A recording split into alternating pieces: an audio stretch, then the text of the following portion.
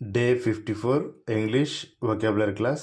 First word characteristic లక్షణం charge వసూలు మరియు నేరారోపణ ఇన్ఛార్జ్ ఆఫ్ బాధ్యత వహించడం చారిటీ దాతృత్వం మరియు ధర్మం చార్ట్ రేఖాచిత్రం మరియు గ్రాఫ్ చేజ్ వెంబడించు చాట్ ముచ్చట్లు చీప్ చౌకైన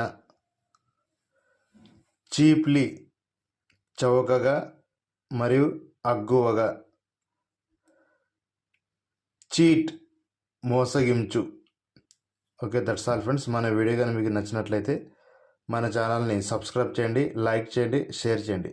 థ్యాంక్ యూ.